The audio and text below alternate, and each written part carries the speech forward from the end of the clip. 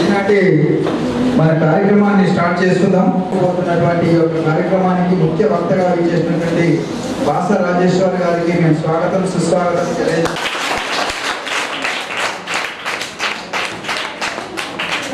అలాగే ఈనాటి కార్యక్రమానికి మరో వక్త నాగేశ్వరరావు గారు, బాస రాజేశ్వర్ గారికి, నాగయ్య గారికి, ఈ కార్యక్రమంలో పాల్పంచుకుంటున్నటువంటి ఉపాధ్యాయ మిత్రులు బృందము, అలాగే మా Chaitanya social welfare society secretary Sriram Goud గారిని కూడా వేదిక మీద వస్తున్నారా?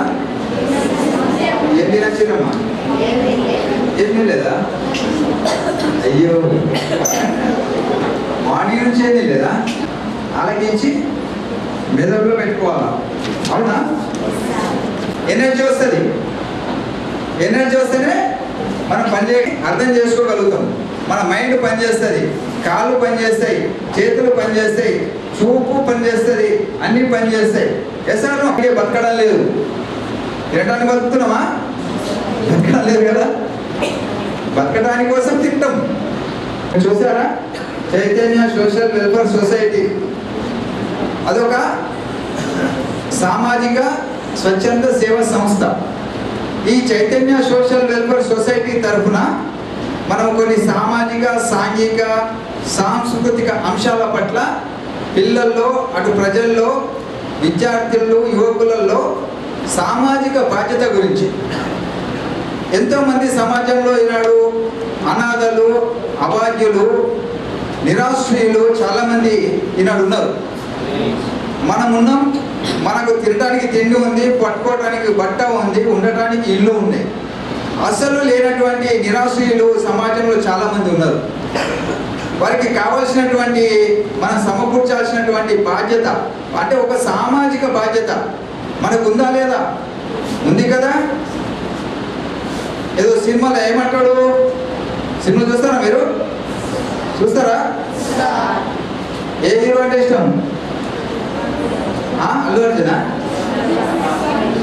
ఇంకా ప్రభాస్. ఓకే, ఇంకా హీరోయిన్ అంటే ఎవరు?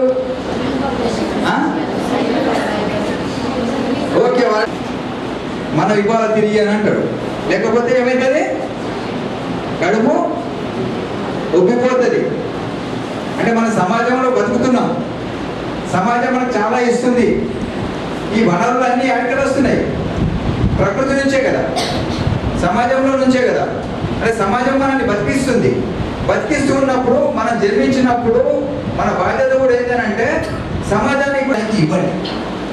ఏ రూపంలో ఇస్తారు అంటే, కొద్దిమందికి డబ్బులు ఉంటాయి, డబ్బులు దానం చేయండి. కొద్దిమందికి విజ్ఞానం ఉంటుంది, విజ్ఞానం దానం చేయండి. ఇంకో కొద్దిమందికి సహాయం చేసే అవకాశం ఉంటుంది.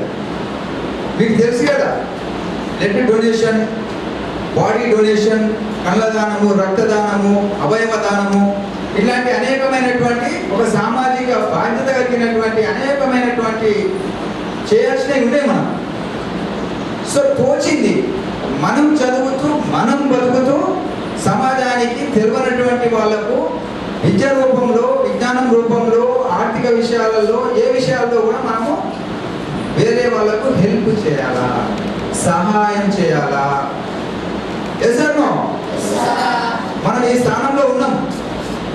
ఇలాంటి స్థానంలో లేనటువంటి వాళ్ళు ఎంతో మంది బయట ఉన్నారు. వారికి మనకు తోచిన కాడికి సహాయం చేయాలనేటువంటి ఒక సదుద్దేశంతో, ఒక మంచి సామాజిక ఉద్దేశంతో చైతన్య సోషల్ వెల్ఫేర్ సొసైటీ అనేది ఫామ్ చేయడం జరిగింది.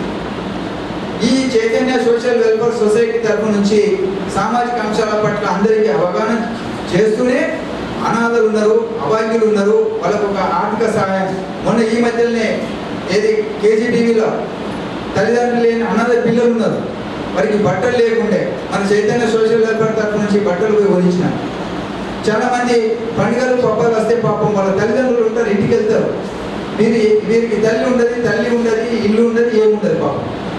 అట్లాంటి వాళ్ళని మనం చూడాల్సిన అవసరం ఉందా లేదా? వాళ్ళకి ఏం అవసరమో వాళ్ళకి పోయి ఇవ్వడం జరిగింది. అంటే వాళ్ళ తృప్తి ఎంత తృప్తి ఉంటుంది, ఎంత బాగుంటుంది, మన సెల్ఫ్ సాటిస్ఫాక్షన్ వస్తుంది. అరే అరే ఇంతమందికి మనం చేసినప్పుడు వాళ్ళ వాళ్ళ వాళ్ళ కళ్ళల్లో వాళ్ళ హృదయంలో వాళ్ళు పడినటువంటి ఆనందము సంతోషము వర్ణానితం మనకు అదే తృప్తి. అందుకోసమే ఎన్ని రోజులు బతికామన్నది కాదు, ఎలా బతికాము, ఎలా జీవించాము అనేది ముఖ్యం మనం. అవునా కదా? ఇప్పుడు ఈ మధ్యకాలంలో మీరు పేపర్లలో మీడియాలలో చాలా చూస్తూ ఉన్నారు. ఎవరు ఎప్పుడు చనిపోతున్నారో తెలియని పరిస్థితి ఉంది. డ్యాన్స్ చేస్తూ చనిపోతున్నారు. వేసారో తిట్టు చనిపోతున్నారు. అంటే ఎప్పుడు ఏం జరుగుతుందో అర్థం కాని పరిస్థితి ఉంది. ఇట్లాంటి సామాజిక అంశాల పట్ల మనం ఉన్నన్ని రోజులు మన బాధ్యత ఎరిగి బాధ్యతాయుతంగా మనం ఉండాలి. ఆ బాధ్యతాయుతంగా ఉన్నటువంటి పరిస్థితుల్లోనే ఈనాడు కొన్ని అంశాల పట్ల జాగృతం చేయాలని చెప్పేసి చైతన్య సోషల్ వెల్ఫేర్ సొసైటీ తరఫు నుంచి ఆర్టీఏ సమాచార హక్కు చట్టం, ఇది ఒక చట్టం. రాజ్యాంగం గురించి తెలుసు కదా మీకు.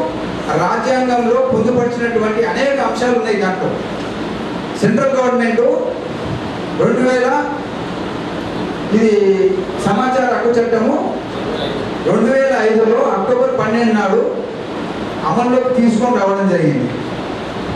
ఈ సమాచార హక్కు చట్టం మీద ప్రతి ఒక్కరికి అవగాహన అవసరం.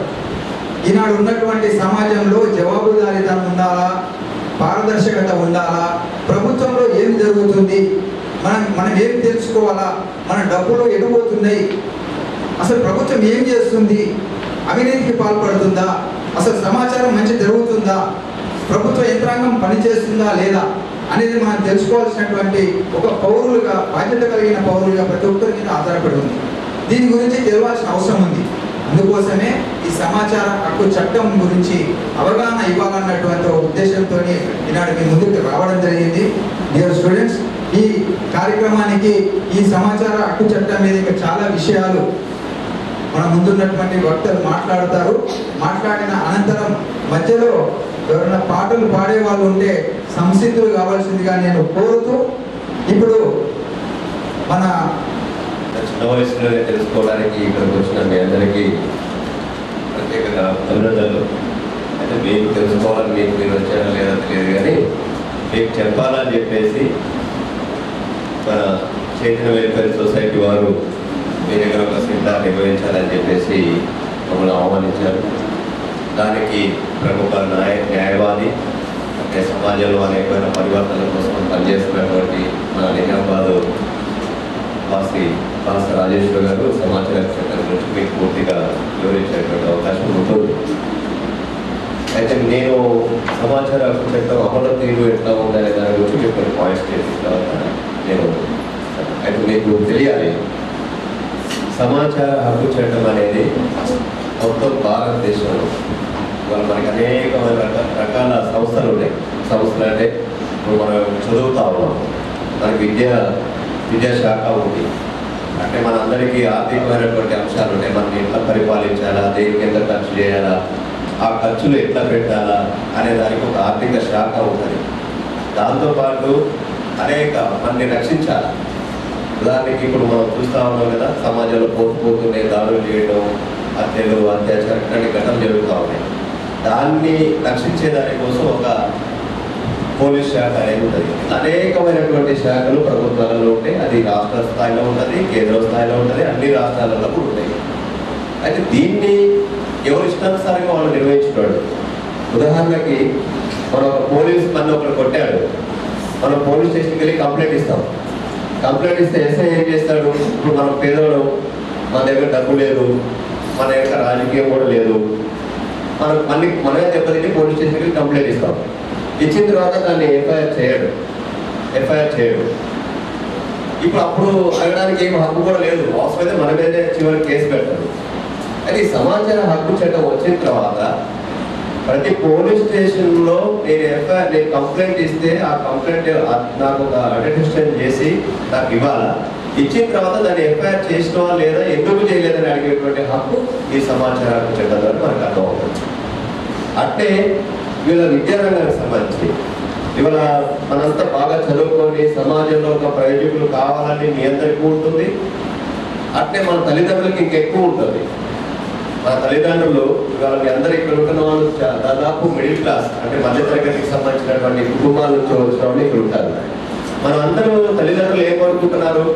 మా పిల్లగాళ్ళు బాగా చదువుకోవాలి, మంచి ప్రయోజకులు కావాలి, డాక్టర్ కావాలి, ఇంజనీరింగ్ కావాలి, లేకపోతే వాళ్ళ స్థాయి వాళ్ళ కాళ్ళ మీద వాళ్ళు నిలబడే విధంగా అయినా మాకేం లేకపోయినా వాళ్ళకి ఆ రకమైన అవకాశం ఇవ్వాలని చెప్పేసి ఆశించి మన పాఠశాలలో పంపిస్తున్నారు. ఇందాక నరసింహ గౌడ్ గారు మీకు చెప్పారు, చాలా మంది స్కూళ్ళు కూడా పోకుండా చదువుకు దూరమైనటువంటి వాళ్ళు చాలా మంది ఉన్నారు. మీ అందరూ పోతూ చూస్తూ ఉంటారు, రోడ్డు మీద భిక్షగాళ్ళు లాగా అడుక్కుంటా ఉంటారు. కానీ రాజ్యాంగం ఏం చెప్తుంది? 6 ఏళ్ల నుంచి 14 ఏళ్ల లోపు ఉన్న ప్రతి ఈ దేశంలో పుట్టిన ప్రతి బాలిక బాలుడు పాఠశాలలో ఉండాలి, చదువుకోవాలి, ఇది హక్కు. కానీ హక్కు అమలు అవుతుందా లేదా అని తెలుసుకోవాలంటే మీకు 2005లో వచ్చినటువంటి సమాచార హక్కు చట్టం ద్వారా తెలుసుకోవడానికి అవకాశం. అంటే ఈ దేశంలో పుట్టిన తర్వాత ప్రతి ఒక్కరు ఎన్రోల్మెంట్ అవుతాం. అవునా? మీకు ఐడియా ఉందా?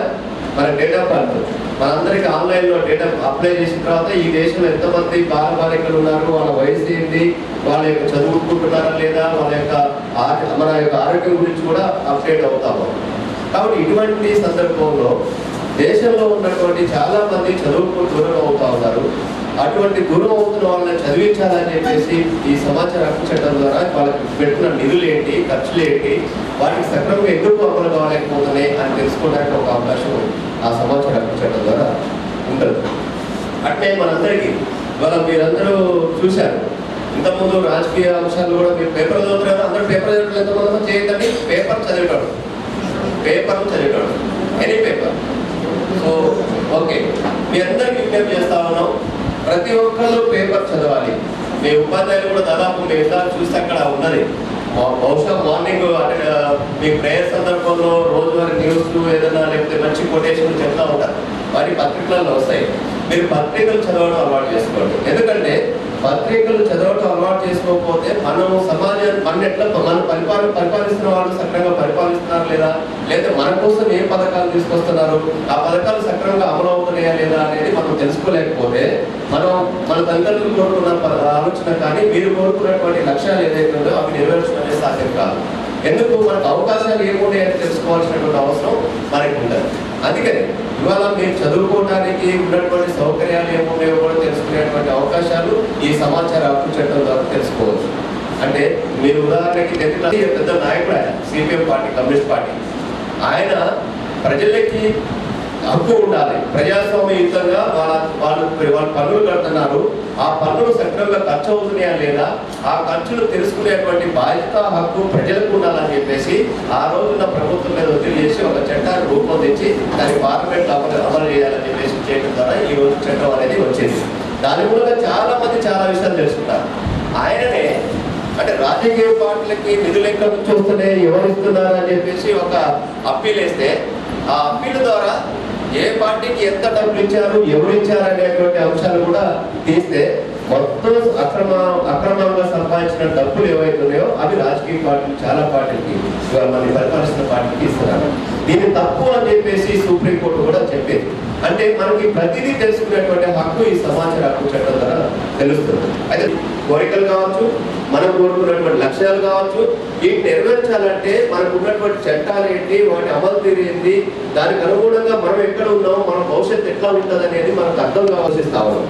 మీ ఉపాధ్యాయులు కూడా మీకు చాలా కష్టపడి పాఠాలు చెప్పే దానికోసం వాళ్ళు కూడా చాలా సమస్యలు ఎదుర్కొంటూ ఉంటారు, వాళ్ళకు కూడా ఇది ఉంటుంది. అది సమాచార హక్కు చట్టం సంకల్పం ఒకటే చాలదు, దానికి సమయమే కదరా ఆయుధం. విజయం నేరుగా చేరదు, శ్రమ పడితే దక్కగా మానదు. నీ లక్ష్యం చేరే మార్గంలో ప్రతి క్షణము విలువని తెలుసుకో. ఉన్నోడివా లేనోడివా, ఏ కులం నీదని అడగరు. మంచోడివా చెడ్డోడివా, ఏ మతము నీదని అడగరు. ప్రేమ జాలి చూపదు, దయాదాక్షిణ్యాలే ఉండవు. ప్రేమ జాలి చూపదు, దయాదాక్షిణ్యాలే ఉండవు. దానికి విలువలు ఇస్తే గెలుస్తావు, అది మరిచిగా ఎక్కడే ఆగుతావు. కాలం నీతో నడవదు, నిన్నడిగి ముందుకు సాగదు. సంకల్పం ఒకటే చాలదు, దానికి సమయమే కదరా ఆయుధం. మనకున్న టైం సరిపోదు, దమ్మె సరే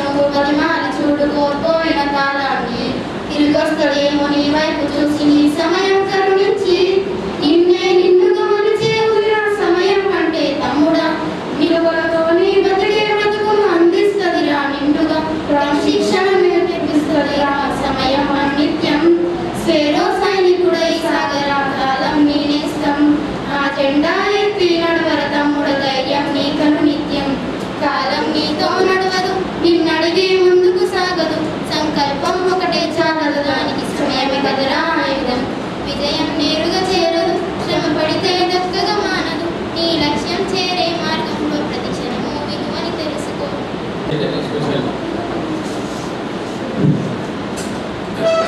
సోషల్ వెల్ఫేర్ సొసైటీ అధ్యక్షులు ఒక ఆర్టీఐ యాక్టివే కాదు, ఆయన చాలా కార్యక్రమాలు చేస్తారు.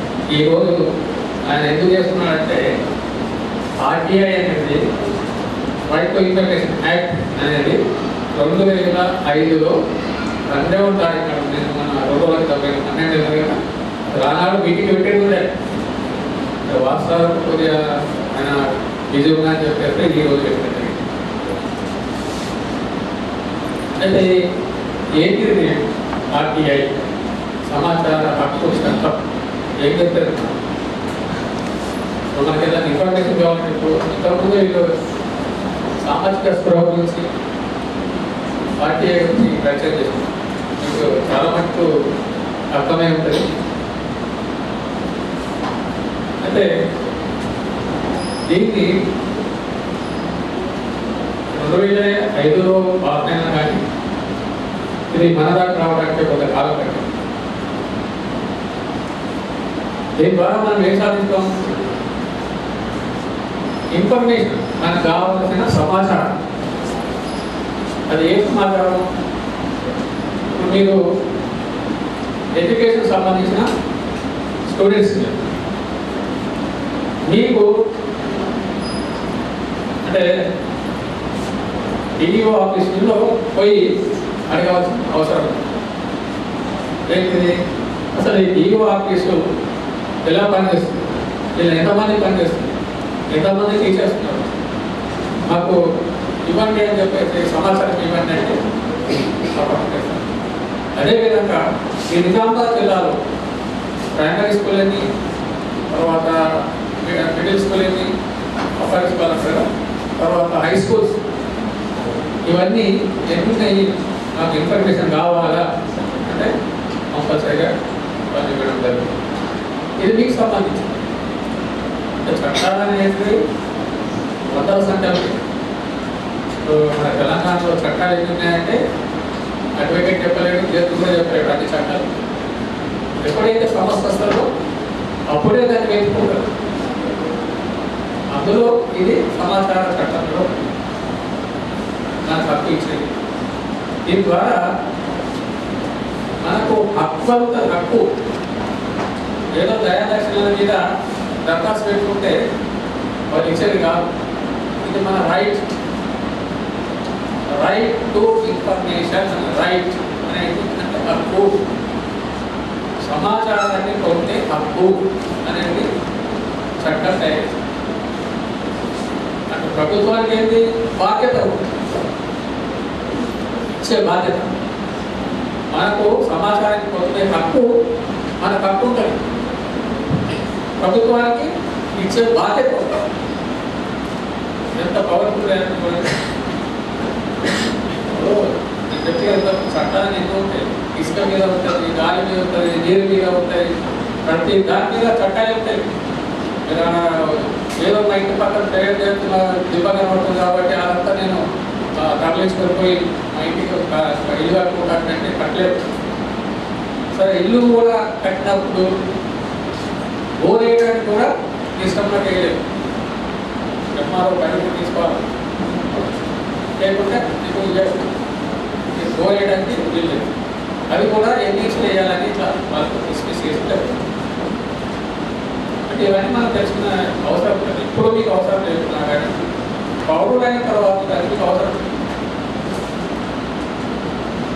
వీటిలో అంటే ఏంటంటే కేంద్ర ప్రభుత్వం యొక్క పథకాలు సెంట్రల్ గవర్నమెంట్ కేంద్ర ప్రభుత్వం పథకాలు ఏంటి, రాష్ట్ర ప్రభుత్వం యొక్క సేవ అందించే సేవలకి, అదేవిధంగా గ్రామ స్థాయిలో కూడా గ్రామ పంచాయతీ అందించే సేవలకి ఇప్పుడున్న కావాలంటే వాళ్ళు ఇచ్చేస్తాం, అటాచ్ చేస్తాం. ఇప్పుడు మనం ఊరు నుంచి వస్తాం అనుకో, మీరు ఎక్కడైతే మొదలైతే వస్తూ తెలియకుండా ఆ ఊర్లో గ్రామ సర్పంచ్ ఉంటాడు, గ్రామ పంచాయతీ. ఆ గ్రామ పంచాయతీలో రోడ్డు పోస్తాడు.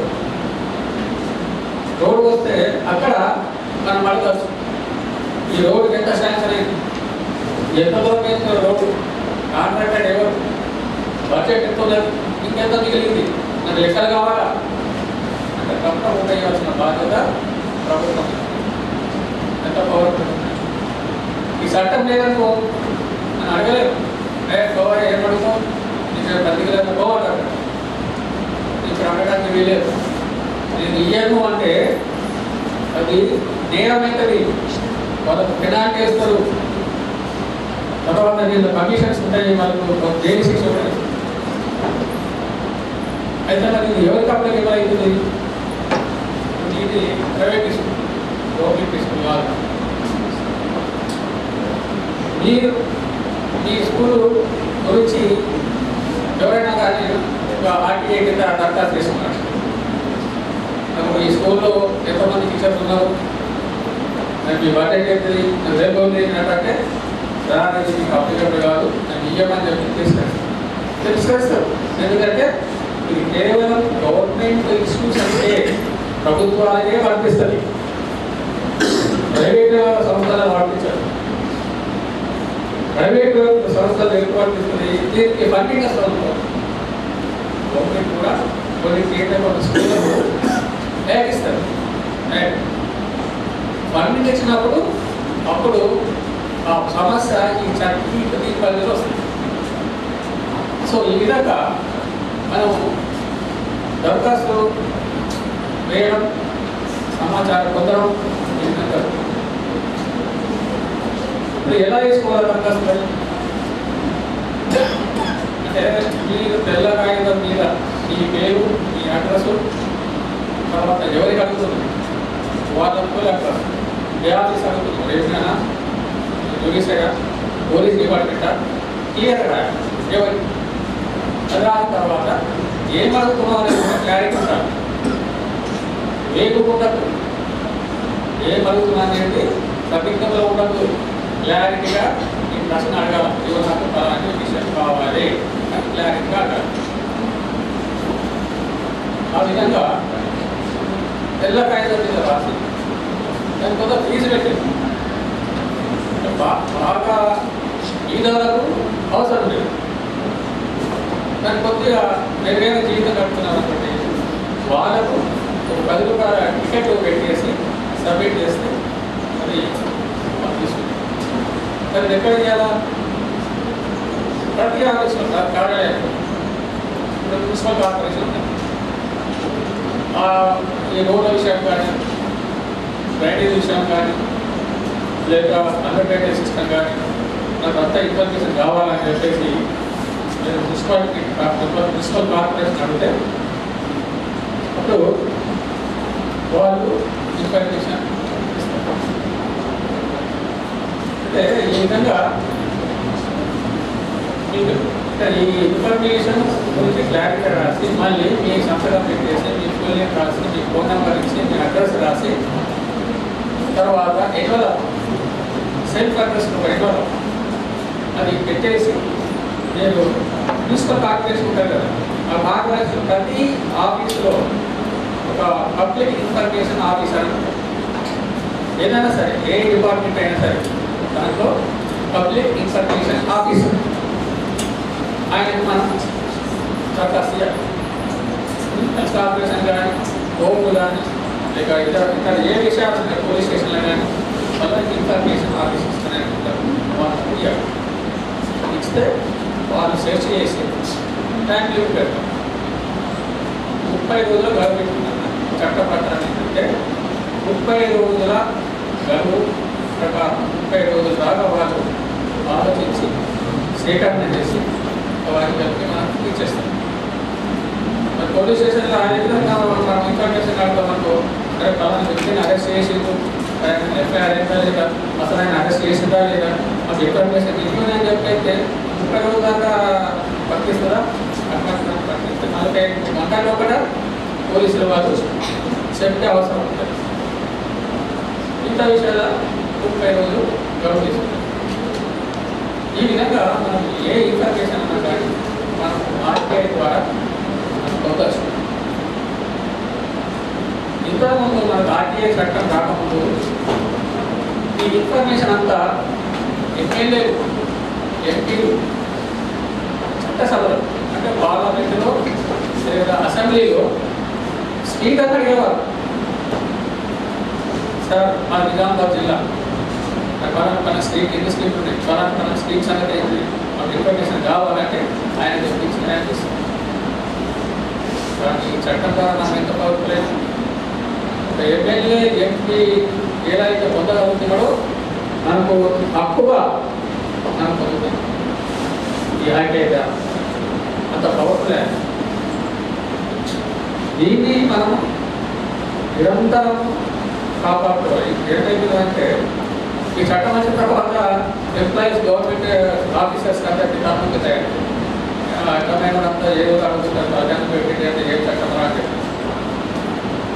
ఎందుకంటే వాళ్ళు బ్లూ కోర్స్ అనే బయటపడి. కాబట్టి ఈ విషయాలన్నీ మనము ఒకటి మందిగా తీసుకోవాలి. తర్వాత ఎప్పుడైతే మీకు చట్టం చెప్పినట్టు 30 రోజులు కూడా ఇయ్యదో అందించదో వెంటనే కమిషనర్ అని, కమిషనర్ ఎక్కడ ఉంటాడు? స్టేట్ కమిషనర్ ఉంటాడు, సెంట్రల్ కమిషనర్. నిజామాబాద్ ఒక విషయం పోలీస్ స్టేషన్ కానీ ఇంకేదైనా కానీ మీకు ఇన్ఫర్మేషన్ సరి చేయలేదు, ఏం చేయాలని ఇన్ఫర్మేషన్ ఆఫీసర్ అప్లై చేద్దాము, ఆయన కూడా సరి చేయలేదు ఆఫీసర్. దానికంటే నేను కాపీ తీసుకొని స్టేట్ కమిషనర్ ఆయనకు మనము దరఖాస్తు స్టేట్ కమిషనర్. స్టేట్ కమిషనర్ అయితేనే వాళ్ళని తీసుకొస్తారు. ఏమైనా వీళ్ళు అడిగేది ఇన్ఫర్మేషన్ ఎందుకు తీయలేకపోయింది, కారణాలు ఏంటి సార్, అది సీక్రెట్ సార్. ఏం సీక్రెట్? సీక్రెట్ అనేది ఏమిటండి? ఇది కేవలం ఇంటెలిజెన్స్ ఆఫీస్కు ఆర్మీ మాత్రమే వర్తించారు. ఆర్మీ కదా, ఆర్మీకి తెలుసు కదా, సైనికులు ఇలాంటి వ్యవస్థ ఉంటాయి కదా ఆర్మీ. ఈ ఆర్మీలో ఉన్న కానీ మన ఆర్మీ లేదు. అదేవిధంగా ఇంటెలిజెన్స్ ఆఫీస్ ఉంటారు. ఇంటెలిజెన్స్ ఆఫీస్ కూడా వాళ్ళు అన్ని రహస్యంగా సేకరణ చేస్తారు. అయితే లా గురించి ఎక్కడ సెన్సిటివ్ ఇష్యూస్ ఉంటాయి, వాటిని లీగల్ తీయడానికి లేదా ఒక్క ఈ రోజు దగ్గరనే ఇది అప్లికేట్ కాదు. ఇంకా 1000 చట్టాలు ఉంటాయి. ఆ చట్టం ద్వారా ఇవన్నీ దీని ద్వారా మనం దాంట్లో అప్లికేషన్ కూడా అది ఏ చట్టమైనా కానీ, రెవెన్యూ కానీ, ఫారెస్ట్ కానీ, ఇంకా జుడిషియరీ కానీ, పోలీసు కానీ దాంట్లో ఈ యాక్ట్ ద్వారా ఇది చాలా సింపుల్ మెథడ్. దీనికి ఒక ప్రొఫామా కావాలా, లేకుంటే ఎట్లా ఏమైతుందో కాదు. పేరు, అడ్రస్, ఎవరు కోరుతున్నాం, ఏ ఆఫీస్, తర్వాత మనకు పోయే విషయం లోకల్గా క్లియర్గా తర్వాత మన సంస్థ ఆ తర్వాత కేంద్రంలో పెట్టాలి. ఇక్కడ 30 రూపాయలు పెట్టాలి. వాళ్ళు 30 రోజులు కూడా అది ఇచ్చి మనకి సమాచారం సేకరణ చేసి అన్ని కాగితాలు పెట్టి దాన్ని పంపిస్తాం. అయితే కొన్నింటి ట్యాక్స్ ఉంటాయి.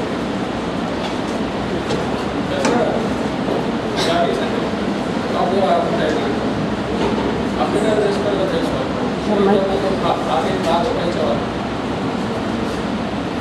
అది కావాలంటే దాదాపు 70-80 రూపాయలు ఛార్జ్ చేస్తారు. అటువంటి ఇవ్వరు ఉంటే వాళ్ళు ఛార్జ్ చేస్తారు. ఎందుకంటే అది వాళ్ళు కూడా కొనాల్సి వస్తుంది కాబట్టి ఇబ్బంది విషయాలు ఇన్ఫర్మేషన్ పొందడం అనేది ఉండదు.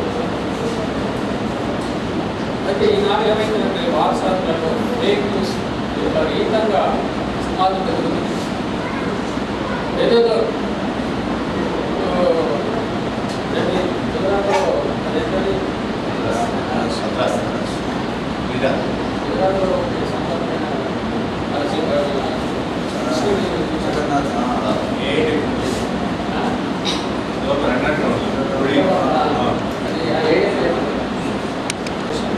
ద్వారకనగరం కృష్ణుడు ఒకప్పుడు ఇక్కడ ఉండాడని ద్వారకనగరం ఉండే అని అది సముద్రంలో దిగిపోయిందని అవన్నీ ఎట్లా భక్తుల మనకు ఏ కూడా ఏఐ అనేది ఇంటెలిజెన్స్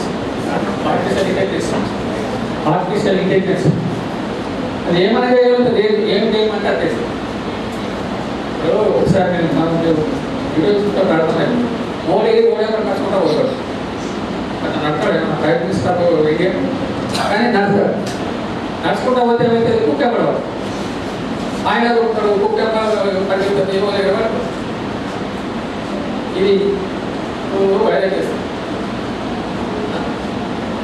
అది ఎంతవరకు ఫేక్ అని అడగచ్చు ఈ సమాచారం నిజమా కాదా ఫేక్ మనము ఫేక్ లేదా అని చెప్పేసి చేసుకోవచ్చు లేదా మనం అడగచ్చు సో ఈ విధంగా అన్ని ఫేక్ మతాల గురించి ఫేక్ ఇవన్నీ కూడా తయారు చేసి మన మైండ్లో ప్రశ్న నిజాన్ని దాస్తారు నిజామనేది చెప్పలేదు అబద్ధాన్ని దాన్ని తోపించుకుంటూ ఇదే నిజము అని క్రమాలు పెట్టుకుంటారు ఇట్లాంటప్పుడు జాగ్రత్తగా వీటిని ఎప్పటికప్పుడు మనము సమాచార కట్టంగా తీసుకోవాలి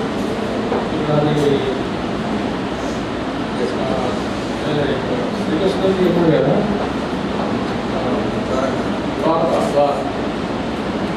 ద్వారకా నగరం అనేది అందులో శ్రీకృష్ణుడు ఆ పెద్ద రాజభవనం అన్ని లోపల ఉన్నట్టు మనకు వారు సభ్యులు చూపిస్తున్నారు అది ఎంతవరకు కావాలంటే మనకు వెళ్ళిపోతుంది ఇలా అన్నట్టు నవ్వేపెడుతుంటారు మళ్ళీ ఇప్పుడు ఈ మధ్యలో ఏమైతున్నది బౌద్ధము బ్రాహ్మణము లేదా హిందూ మతం గురించి బౌద్ధం అనేది 1000 సంవత్సరాల క్రితం తర్వాత వచ్చిందే ఇక బౌద్ధానికి బౌద్ధుడు ఈ నేల మీద నడిచిన వ్యక్తి 80 సంవత్సరాలు బతికి ధర్మాన్ని ఆయన ప్రచారం చేశారు ఆయన దానికి కౌంటర్గా ఇంకో వ్యవస్థ తయారైంది ఆ బౌద్ధాన్ని మర్చిపోతాడు ఎందుకు అలా సమానంగా ఉంటుంది మనమంతా బౌద్ధంలో ఏంటి కులాలు మతాలు అవన్నీ కలుసుకోవాలి కులం గురించి ఉంటారు అందరూ సమానమే అంటారు అదే వేరే మన మత గ్రంథాలు ఏం చెప్తాయి మనిషి బ్రాహ్మణుడు తలను పెట్టిండు క్షత్రియుడు విధానం పెట్టిండు వైశ్యుడు పెట్టిండు ఈ విధంగా శూద్రుడు పాదాలతో పెట్టిండు అని చెప్పేసి మన ధర్మశాస్త్రం అని చెప్తారు అంటే ఏం చేసిండు గౌతమ బుద్ధుడేమో అందరినీ బాగా జాతి ప్రజలను ఒక దగ్గర వీళ్ళు ఏం చేస్తున్నారు విడగొట్టు బ్రాహ్మణుడు క్షత్రియుడు శూద్రుడు సమాధుడు మానవుడు అని చెప్పేసి మరి ఈ ధర్మాన్ని నమ్మితే మనం దీనికి కంపల్సరిగా ఈ వ్యవస్థ నమ్మాలి మళ్ళా మనము అదే విపక్షకులు కుల విపక్షకులు ఇవన్నీ కూడా మనం తీసుకోవచ్చు బౌద్ధం ఉందా మరి హైందవ ఉందా అని చెప్పేసి ఆర్కలాజికల్ డిపార్ట్మెంట్ వాళ్ళకి అడిగితే మనకు అనిపిస్తుంది సో మీరంతా చదువుకున్న వ్యక్తులు కాబట్టి మీరు నిరంతరం కరెక్ట్గా ఇన్ఫర్మేషన్ పొందడానికి ప్రయత్నం చేయాలి ఫేక్ న్యూస్ నమ్మద్దు వాట్సాప్లో గురించి నమ్మద్దు మీరు కరెక్ట్గా కన్ఫర్మ్ చేసుకున్న తర్వాతనే అప్పుడు నమ్మాలి సో ఇవన్నీ అయిపోయాయి కదా.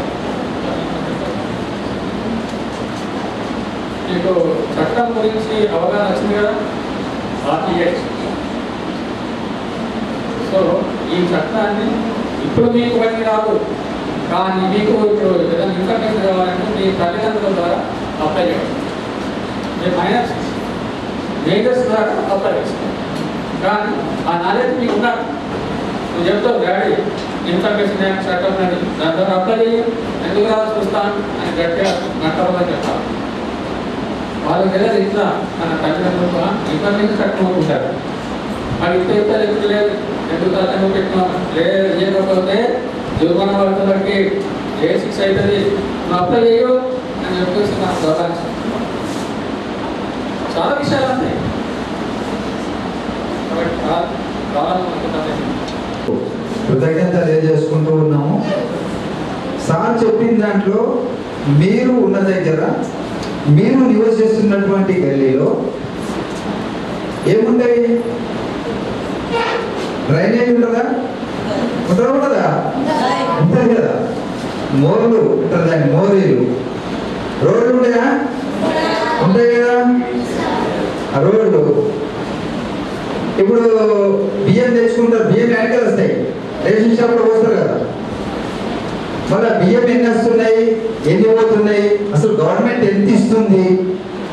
అట్లనే రోడ్ వేస్తే రోడ్ వేయడానికి గవర్నమెంట్ ఎన్ని ఇచ్చింది, కాంట్రాక్టరు ఎంత పట్టుకున్నాడు, అసలు కాంట్రాక్టర్ పట్టుకున్నట్టు ఎట్లా వేయాలో రోడ్లు అట్లా వేసిందా వేయలేదా? డ్రైనేజీ కడుతున్నాడు కాంట్రాక్టరు, డ్రైనేజీ కడుతూ ఉంటే డ్రైనేజీ కరెక్ట్ కడుతున్నాడా లేదా, ఎన్ని డబ్బులు పోయినాయి, ఎన్ని పోతే ఏంది సార్, ఎట్లేస్తే ఏంది సార్ మాకు, ఎట్లా కడితే ఏంది సార్ మాకు, మా జేబులకే ఇచ్చినామా సార్ పైసలు, పోతే పోయి నా జేబులకే అయితే రాలేదు కదా, మా అమ్మ ఇయ్యలేదు, మా నాన్న ఇయ్యలేదు, మేమైతే ఇయ్యలేదు అని మీరు అనుకుంటున్నారా?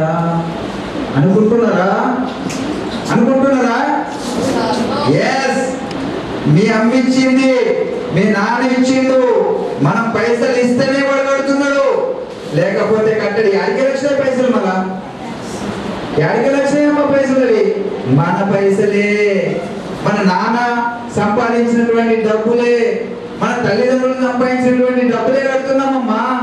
ఈనాడు ప్రభుత్వంలో పరిపాలిస్తున్నటువంటి వాళ్ళు, రాజకీయ నాయకులైనా ప్రభుత్వ ఉద్యోగస్తులైనా జీతాలు తీసుకుంటున్నారంటే ఆ జీతాలు యాడికి వస్తున్నాయి? మనం ఇచ్చినటువంటి పైసలే అవి జీతాలు. మనం ఇస్తేనే జీతాలు ఇస్తుంది ప్రభుత్వం, యాడికి ఇస్తుంది? ట్యాక్స్ల రూపంలో, నీటి ట్యాంకుల రూపం, ఏదో నీటి బిల్లులు, ఆ బిల్లులు, ఈ బిల్లులు, అన్ని బిల్లుల రూపంలో జుట్టు పన్ను, కొనుక్కుంటే పన్ను, దీనికి పోతే పన్ను, దానికి పోతే పన్ను, అన్ని పన్నులు అడిగిపోతున్నాయి. అన్ని మన పైసలు మనం ఖర్చు పెడుతున్నాము, ఖర్చులు అవుతున్నాయి.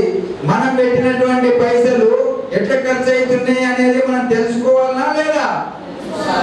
తెలుసుకోవాలంటే సమాచార హక్కు చట్టం ద్వారా మనం తెలుసుకోవాలా. ఒక ప్రభుత్వ అధికారి ఉన్నాడు, ప్రభుత్వ అధికారి పని చేస్తున్నాడా లేదా తెలుసుకోవాలంటే సమాచార హక్కు చట్టం ద్వారా తెలుసుకోవచ్చు. వాసు స్కూల్ ఉంది, వాసు స్కూల్లో ఏం జరుగుతుంది, వాసు స్కూల్లో ఏం జరుగుతుంది, ఎంతమంది ఉన్నారు, ఎట్లా చెప్తున్నారు అనేది ఎట్లా తెలుసుకోవాలంటే అప్లికేషన్ రాయాలా. కోవిడ్ నరసింహ గారికి, అదేవిధంగా నాగేశ్వరరావు గారికి, మరియు మిత్రులు శ్రీకాంత్ గారికి, చంద్రశేఖర్ గారికి, మరియు నా తోటి ఉపాధ్యాయులందరికీ, మరియు నాకు ఇష్టమైనటువంటి మీ అందరికీ కూడా ఈ శుభ మధ్యాహ్నం. ఈరోజు మన మీద ఎంతో నమ్మకంతో ఈ కార్యక్రమాన్ని ఇక్కడికి ఆర్గనైజ్ చేయడానికి వచ్చినటువంటి మన నరసింహ గారికి మరొకసారి ప్రత్యేకంగా ధన్యవాదాలు. మీ పిల్లలందరికీ కూడా RTI సమాచార హక్కు చట్టం యొక్క అసలు సమాచార హక్కు చట్టం అంటే ఏంటి, దానివల్ల పొందేటువంటి లాభాలేంటి, అసలు దాంతో ఎవరికి లాభము ఎవరికి నష్టం అనేటువంటి విషయాల్ని ఇరవై వరకు మనకు క్లియర్గా చెప్పడం జరిగింది. అదేవిధంగా చూస్తే ఆల్రెడీ సమాచార హక్కు చట్టం ఎప్పుడు ప్రారంభమైంది? 2005 అక్టోబర్ 12వ తేదీన ఒక చట్టం, ప్రత్యేకమైనటువంటి చట్టం తేబడింది. ఈ చట్టానికి లోబడి ప్రభుత్వ ఉద్యోగులే కాకుండా ప్రభుత్వ పాలకులు కూడా పనిచేయడం జరుగుతుంది.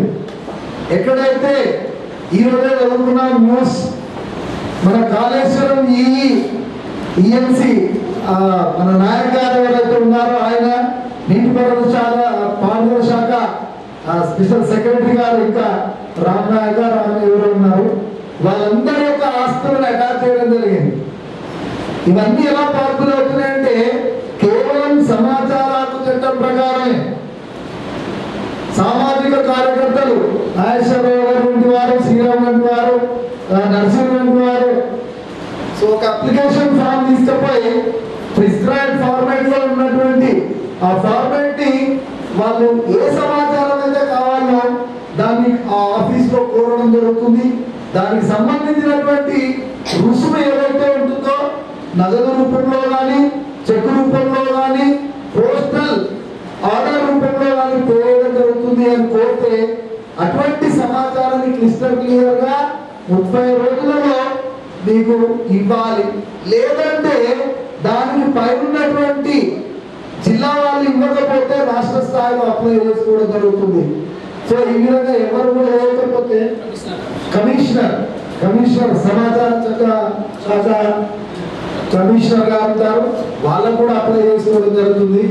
ఏ ఇన్ఫర్మేషన్ అయినా సరే మనం గ్యాదర్ చేయడానికి చాలా స్కోప్ ఉంటుంది. కాబట్టి ఇది ఒకందుకు అంటే లంచావతారులు ఎవరైతే ఉంటారో వాళ్ళందరూ యొక్క భరతం పట్టడానికి వజ్రాయుధం లాంటిది ఈ ఆర్టీఐ యాక్ట్ అనేది.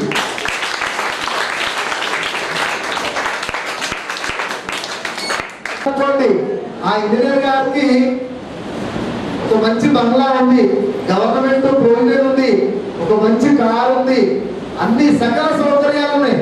అయినా కూడా జిల్లాలో ఒక్కొక్క జిల్లాకి 30 ఎకరాల వ్యవసాయ భూమి కావాలి సార్కి. ఏ జిల్లాలో పోతే 30 ఎకరాలు ఒక మంచి ఏమంటారు ఈ మధ్యకాలంలో ప్రాచుర్యంలోకి వచ్చినటువంటిది ఫామ్ హౌస్. ఒకప్పుడు గుడిసేసుకొని ఉన్నటువంటిది పోయి ఇప్పుడు లేటెస్ట్ ఫామ్ హౌస్ అయిపోయింది. గుడిసేనేమో రైతు కావాలి, ఫామ్ హౌస్ ఎవరు కావాలి? గొప్పవారికి కావాలి. సో అట్లా జిల్లాకి వేల కోట్ల రూపాయలు సంపాదించి సో వాళ్ళు అనుభవిస్తున్నారు. ఇట్లాంటి ప్రతి విషయాన్ని కూడా సామాజిక కార్యకర్తలు, ఉద్యమ కార్యకర్తలు వాళ్ళందరూ కూడా ఆ సమాచారాన్ని అంతా క్రోడీకరించుకొని సో తగినటువంటి ఆ అధికారులకి నివేదించడం వల్ల వాళ్ళ పైన క్రిమినల్ గా అంటే ఏదైతే లీగల్ గా ప్రొసీడ్ అయ్యి సో శాఖాపరమైనటువంటి చర్యలు తీసుకోవడం జరుగుతుంది. ఇదంతా మీ అందరికీ తెలిస్తే ఎందుకు అంటే మీ అందరినీ కూడా మీరే రేపటి పౌరులు మీరే కాబట్టి మీ అందరికీ కూడా అసలు ఆర్టీఐ ఉన్నది, ఆర్టీఐ ఏం చేస్తుంది అనేటువంటి ఒక చిన్న అవగాహన కార్యక్రమం కావాలి అని అడగగానే with permission of secretary and correspondent Shri Vasu గారు వాళ్ళు పర్మిషన్ ఇచ్చారు నరసింహ గారికి. సో అదేవిధంగా ఇలా చెప్పుకుంటా పోతే చాలా ఉంటాయండి. సో నేను మళ్ళీ మా Vasu high school on behalf of Vasu high school we thank you sir.